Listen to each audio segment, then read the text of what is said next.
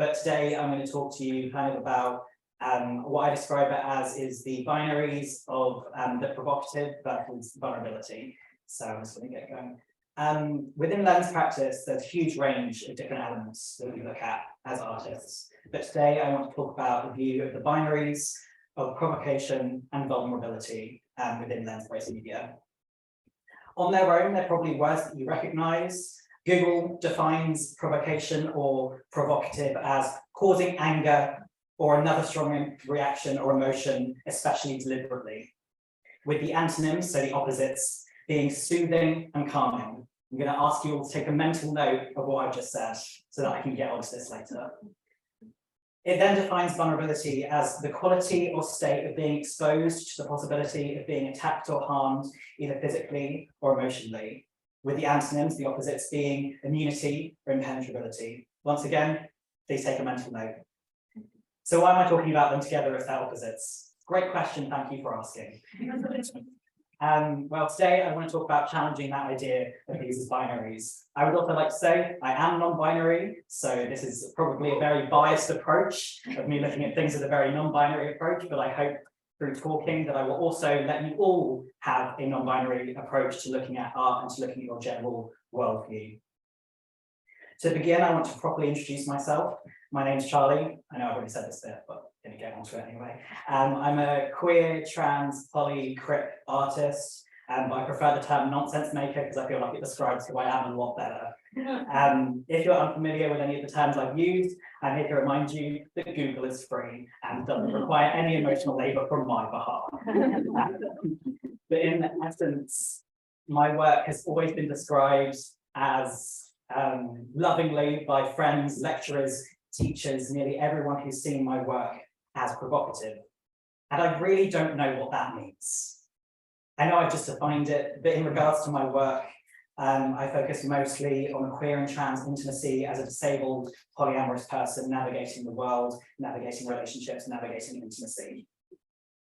My work supports that of a sex-positive pleasure activism stance. So I assume that a lot of the time people look at my work and lazily assume that it is this term provocative.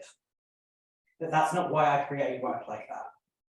For me, reclaiming my body, celebrating the communities I'm in, looking at their intimacy from a place of beauty is vulnerable. A few projects of mine have included light to heavy nudity, once again celebrating those bodies and lives of people within my community that I love so much.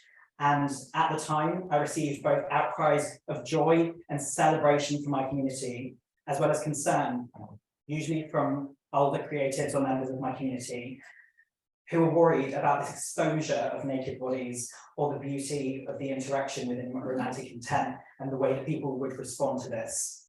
And I will tell you today what I told them. To reclaim our bodies as queer, trans, disabled, neurodiverse, polyamorous, non-binary, mad, sick people is the most powerful, provocative thing I can do. The lens is an oppressive force that can also liberate people, and allowing people in front of it who have full agency over their own authentic representation with a chance to see their bodies as beautiful in the same way that Greek gods had their bodies carved out of stone is the most powerful, provocative and vulnerable act I can source for them. And by allowing myself to enact self-portrait in the same fashion is telling this oppressive force that I will not be at its hands.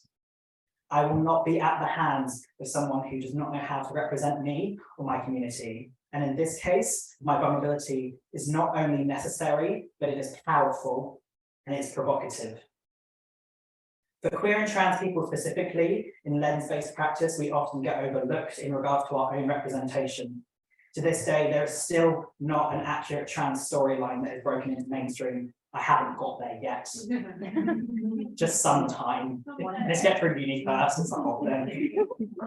For us, everything we create as independent artists must be provocative because our bodies and our existence is political. If we show our bodies to you in a field where we are never cast, we are overlooked, it is vulnerable and it is provocative. It provokes you to ask the questions that self-reflect or reflects the lack of representation in this industry.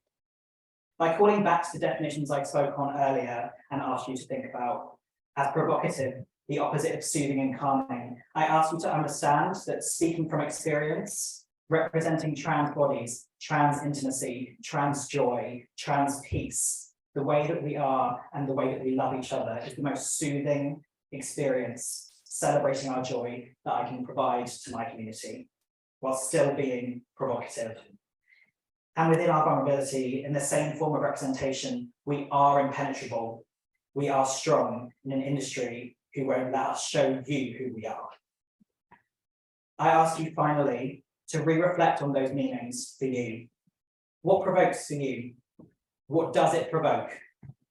If I were to represent the bodies of my community, would it feel provocative to you? Why? If they were reclaiming their bodies through the format of nudity and art, that would provoke discomfort within you. Ask yourself why. If it provokes change within you, if it provokes a strong reaction within you, my work is doing its job. What feels vulnerable to you, maybe in your own life as well as art? Could this also be provocative? Does it promote change as well as a sense of vulnerability? Do you associate good or bad things with this vulnerability? I want you to treat this talk as if it were a piece of art I'm asking you to look at. I have, potentially without you realizing, provoked you to think on something new perhaps, or try to ignite a sense of change, whilst at the same time allowing you into my world of being vulnerable. These two things not only belong with each other, they are not binary opposites, they complement each other. That, for me, is what queer art is. I think it's time you start looking at your world with a non-binary view. Thank you.